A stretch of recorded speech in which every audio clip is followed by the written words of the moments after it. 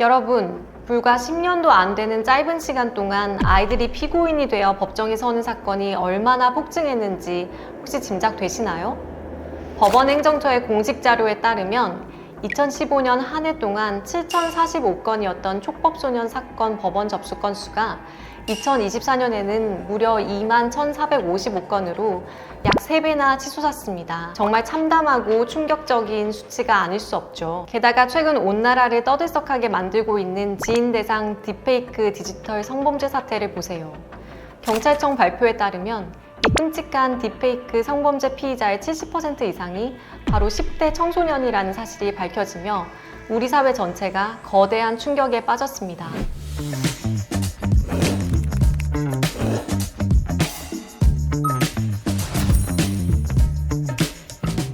안녕하세요. 법무법인 감명의 형사 전문 변호사 임재원 변호사입니다. 우리 사회에는 대중의 공분을 사는 수많은 범죄가 있지만 그 중에서도 오늘 제가 다룰 주제는 그 어떤 것보다 민감하고 뼈아픈 현실인 청소년 성범죄입니다. 혹시라도 여러분 마음속에 아이들이 호기심에 그럴 수도 있지. 아직 어린 미성년자니까 무거운 처벌은 안 받겠지. 라는 아니란 생각이 단 1%라도 있으시다면 오늘 이 영상 절대 넘기지 마시고 끝까지 시청해주세요. 오늘 영상을 통해 청소년 성범죄가 현실에서 얼마나 심각하게 다뤄지며 법적으로 얼마나 큰 대가를 치러야 하는지 그 진짜 현실을 남김없이 파헤쳐 드리겠습니다. 왜 유독 청소년 성범죄가 이렇게 폭발적으로 늘어나고 악질적으로 변하고 있을까요? 여기에 있는 성인 범죄와는 확연히 다른 몇 가지 특수성이 존재합니다. 첫째, 디지털 성범죄와 결합하여 피해가 순식간에 확산된다는 점입니다. 태어날 때부터 스마트폰과 SNS가 일상이었던 우리 아이들은 불법 촬영은 물론이고 허위 영상물이나 성착취물을 제작하고 유포하는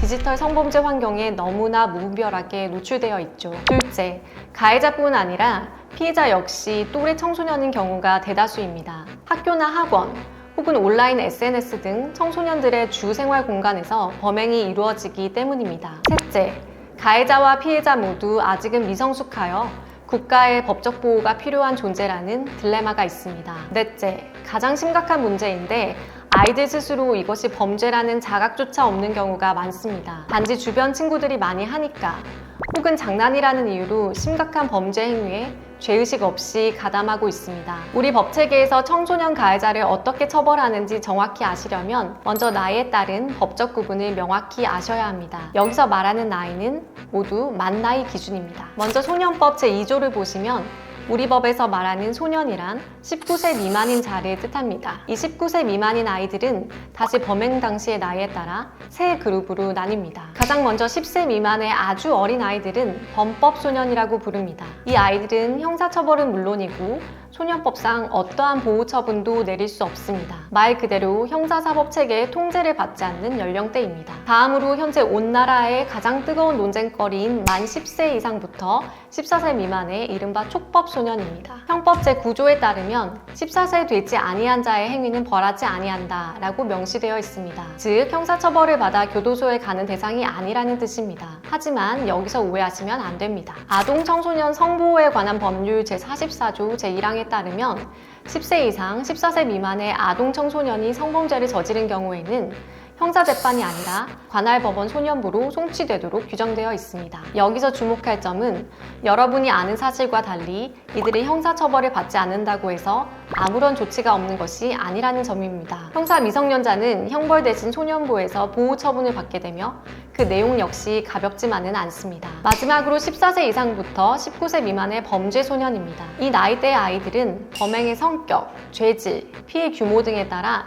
소년 보호 처분을 받을 수도 있지만 성인과 똑같이 전과가 남고 교도소에 수감되는 정식 형사처벌을 받을 수도 있습니다. 참고로 현행 법령이 1953년에 제정되어 벌써 70년 가까이 흐르다 보니 소년들의 정신적 성숙도가 높아지고 범죄의 죄질이 악화되었습니다. 이 때문에 이번 정부가 들어서면서 14세로 규정된 촉법소년 연령을 13세로 낮출 필요성을 직접 언급했습니다. 현재 성평등부는 법무부, 교육부, 보건복지부, 경찰청 등 관계부처와 민간 전문가 17명이 모인 대화협의체를 구성해 진지한 논의를 진행 중이며 온라인 정책 자료 공유 후 시민 100인을 선정해 투표와 토론을 거치는 등 투명한 공론화 절차를 밟고 첫 번째 공개 포럼도 개최한 바 있습니다. 자, 여기서 부모님들이 가장 많이 하시는 착각을 깨트려 드릴게요. 우리 아이는 촉법소년이라 형사처벌은 안 받고 소년보호처분 받으니까 큰 문제 없겠네 라고 생각하고 계신다면 큰 착각입니다. 전과 기록인 빨간 줄이 남지 않는다는 이유로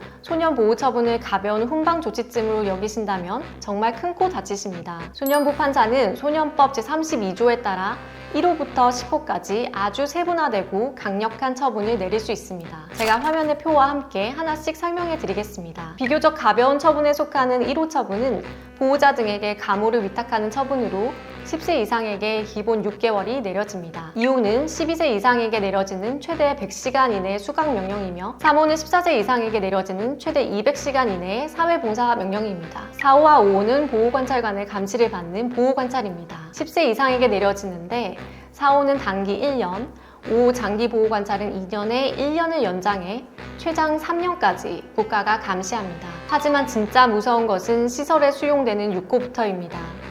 6호는 아동복지시설 등 보호시설에 감호를 위탁하는 것으로 10세 이상에게 6개월 동안 내려집니다. 7호는 병원이나 의료보호시설에 위탁되어 치료를 받게 하는 처분입니다. 그리고 8호, 9호, 10호 이것이 바로 그토록 두려워하는 소년원 송치입니다. 집을 떠나 철창 안에 완전히 격리된 채 갇혀 지내야 하죠.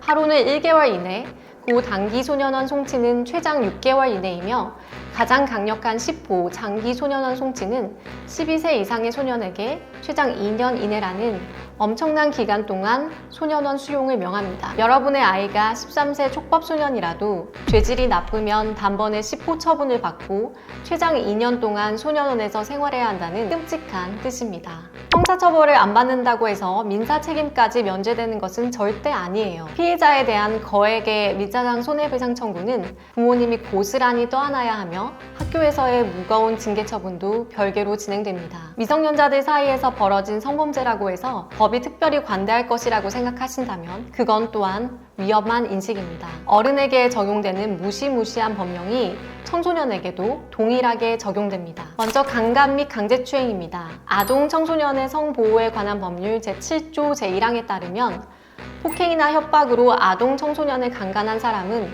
무려 무기 또는 5년 이상의 징역이라는 상상 초월의 중형에 처해집니다. 소년법 감경이 무조건적인 면죄부가 되는 것은 절대 아니며 기본적으로 성인과 같은 무게의 법의 잣대를 들이댑니다. 디지털 성범죄도 마찬가지입니다. 성착취물 제작 행위는 사귀는 10대 연인끼리의 합의나 동의가 있었다 하더라도 책임이 면제되지 않습니다. 또한 청소년 또래 사이의 성매수 행위 역시 엄벌에 처해지며 돈을 준 가해자만이 오롯이 무거운 책임을 짊어지게 됩니다. 청소년 성범죄 가해자들이 법망을 빠져나갈 수 없도록 아청법은 숨막히는 특례 조항들을 촘촘히 마련해 두었습니다. 첫 번째는 신고 의무자 가중처벌입니다. 학원 강사나 학교 선생님 등 아이들을 보호해야 할 의무가 있는 기관의 장이나 종사자가 성범죄를 저지를 경우 아청법 제18조에 따라 원래 죄에 정해진 형의 2분의 1까지 가중처벌합니다. 두 번째는 음주 및 약물 감경배제 특례입니다. 아청법 제19조는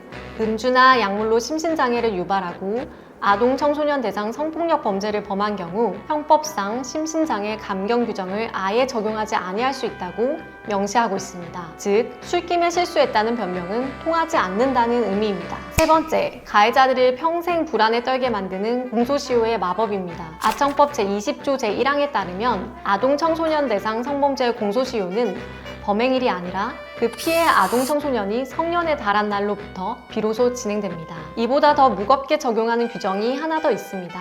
아청법 제20조 제3항에 따르면 13세 미만의 아주 어린 아이나 신체적, 정신적 장애를 가진 아동 청소년에게 강간이나 강제추행 등의 특정 범죄를 저지른 경우 아예 공소시효 자체를 적용하지 않습니다. 아무리 세월이 흘러도 끝까지 추적해서 처벌하겠다는 국가의 강력한 의지인 것입니다. 청소년 성범죄 사건은 감정적인 대응으로 해결하기엔 한계가 분명한 사안입니다. 특수한 소년법 절차와 무자비한 성범죄 법리에 모두 정통한 전문 변호사의 조력이 그 무엇보다 절실합니다. 저희 법무법인 감명은 수많은 실무 경험을 바탕으로 여러분의 자녀가 올바른 길을 찾고 부당한 피해를 입지 않도록 각 상황에 필요한 가장 든든한 방패가 되어 법률 상담을 제공하고 있습니다. 영상 끝까지 시청해주셔서 감사드리며 오늘 영상이 조금이나마 유익하셨다면 구독과 좋아요 꼭 부탁드립니다. 다음에도 피가 되고 살이 되는 정확한 법률 정보로 찾아뵙겠습니다.